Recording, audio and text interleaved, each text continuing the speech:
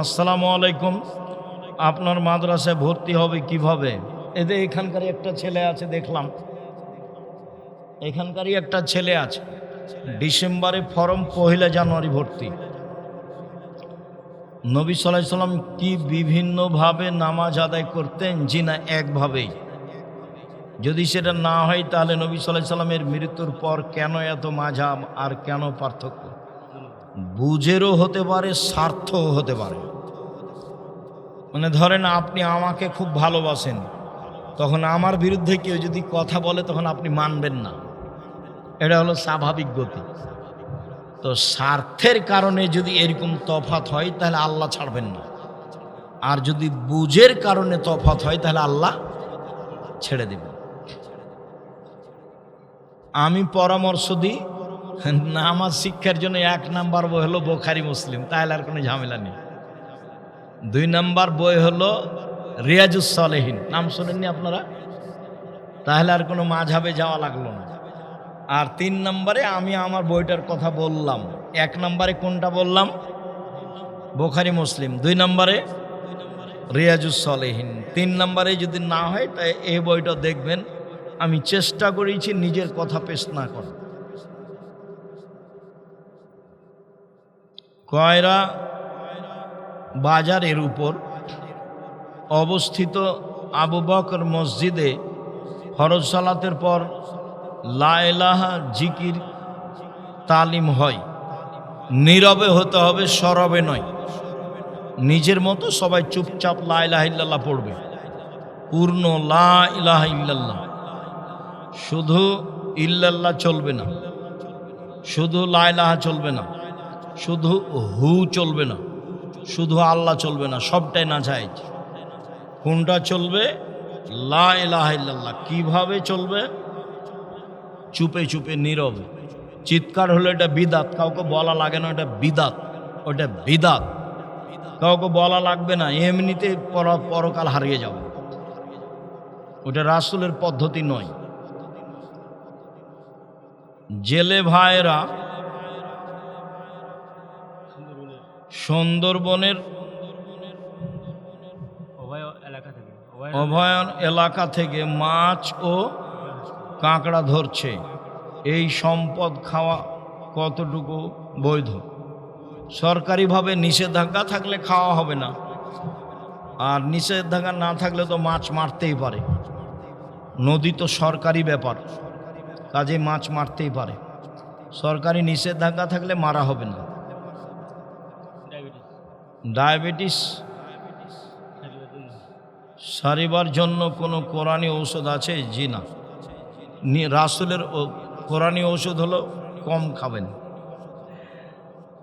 আল্লাহ রাসূলের ঔষধ হলো কম খাবেন, তাহলে ঠিক হয়ে যাবে। আর সিয়াম থাকবেন বেশি বেশি, রোজা। 6টা রোজা শুরু করেছেন না? করবেন। 6টা অবশ্যই করবেন।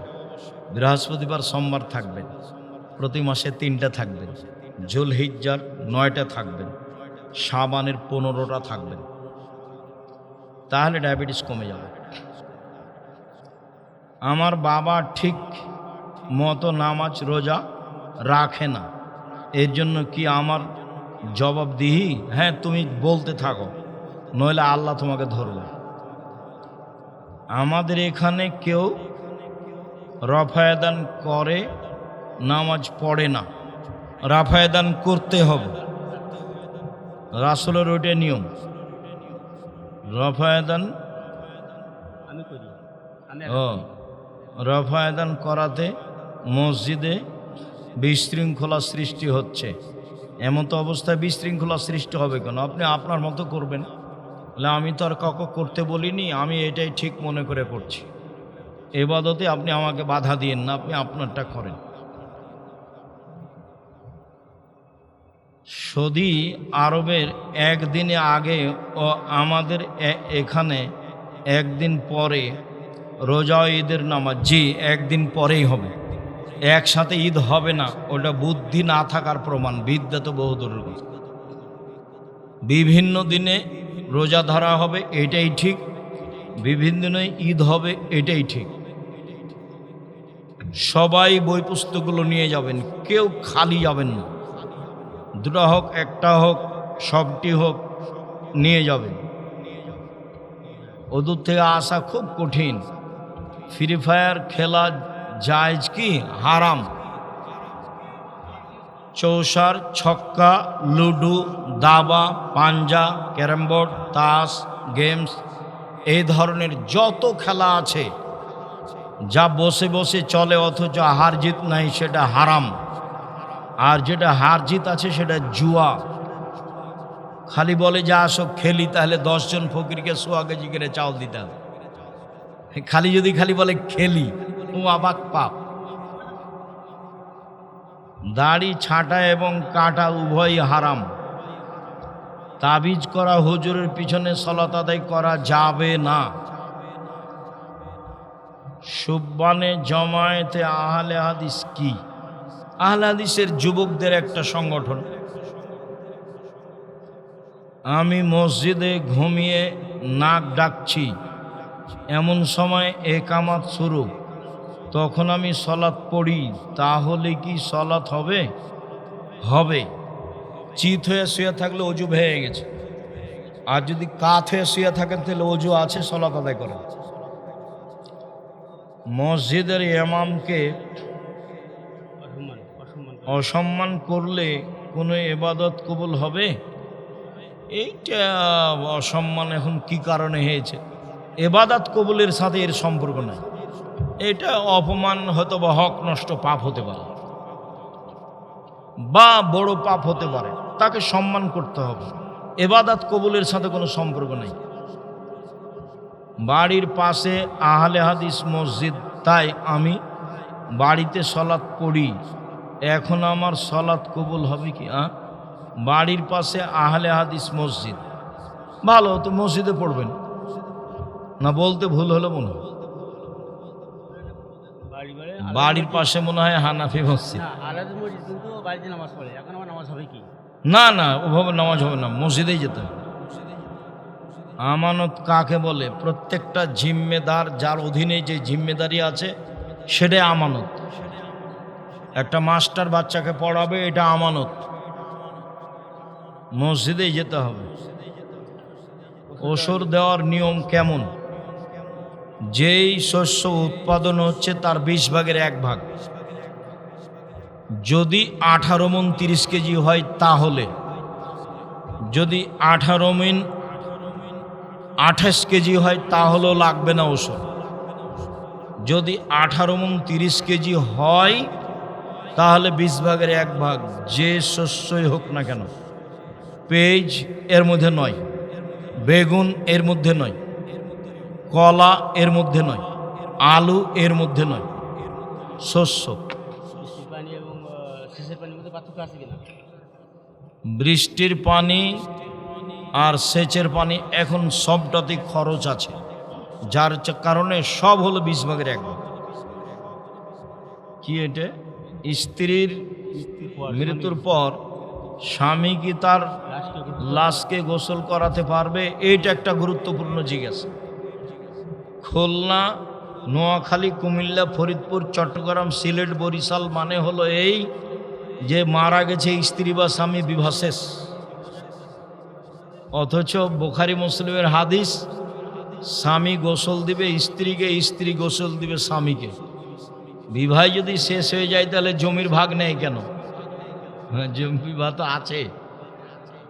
স্ত্রী হিসাবে বিচারের মাঠে আবার উঠবে, দুইজনই জান্নাতি হলে দুইজনই থাকবে, আর এই স্ত্রী হবে সর্দার। কি যে ভুল করছে! স্ত্রীকে গোসল দেওয়া হবে স্বামী, স্বামীকে গোসল দেওয়া হবে স্ত্রী, এটাই চূড়ান্ত। না থাকলে কোনো মুসলমান গোসল দেওয়া হবে পুরুষকে, কোনো মহিলা মুসলমান গোসল দেওয়া হবে মহিলাকে। আহলে হাদিস যুব সংঘ করা যাবে কি?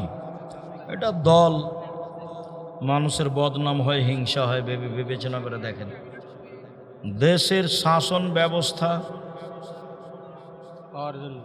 পাওয়ার জন্য নারীদের বাড়ি বাড়ি পাঠানোর শায়েখ আমি কি জায়গা জমি খতিয়ান সম্পর্কে বুঝি, মানুষজন আমাকে ডাকে, আমি টাকা পয়সা চাই না। অনেকেই টাকা দিয়ে আমার এই টাকা হালাল হবে কি? হবে। আপনি জমি জায়গা ঠিক মতো করে দিয়েন, বের করে দিয়েন, স্বার্থপরতা করিয়েন না। আপনি টাকা নেন, জায়েজ আছে। আপনি এই পরিশ্রম করে টাকা নেন এবং মানুষটার জমি দখল করে দেওয়ার ব্যবস্থা করেন, ভালো কাজ। নারী ও পুরুষের নামাজের পার্থক্য কি কি? কোনো পার্থক্য নেই। পুরুষ নারীর নামাজে কোনো পার্থক্য নেই। পুরুষ নারীর নামাজে কোনো পার্থক্য নেই। এতটুক যে মহিলা ইমাম হলে কোথায় দাঁড়াবে? কাতারে দাঁড়াবে, সামনে যেতে পাবেন। এতটুক যে মহিলা ইমামের ভুল হলে সুবহানাল্লাহ বলতে পাবে না, কি করবে? এইভাবে অবগত করাবে। এই দুইটা ব্যতীত সলাতের পদ্ধতিতে কোনো পার্থক্য নেই। পুরুষ নারী একই। শুক্রিয়া।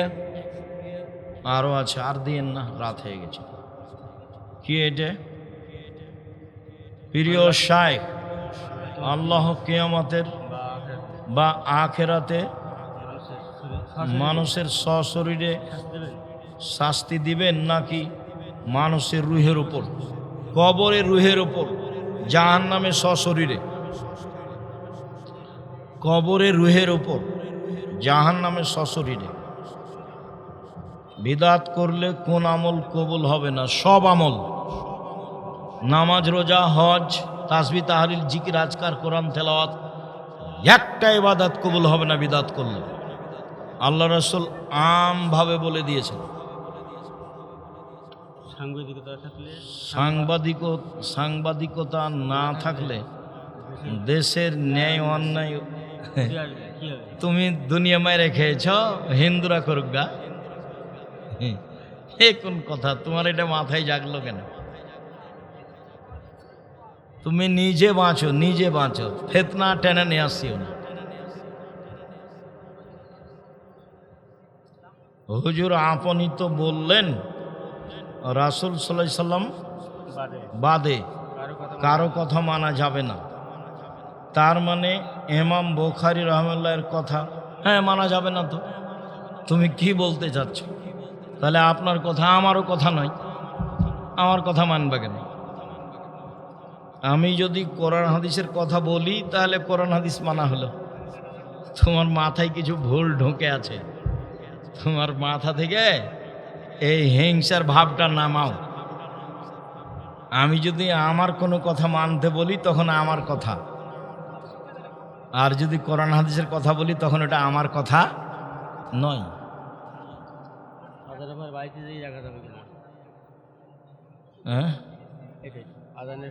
আজানের পর আবার বাড়ি গিয়ে ডাকা যাবে কিনা? না না, বাড়ির মালিক আজানের পর ছেলে মেয়েকে উঠাবে, সেটা তার জিম্মেদারি।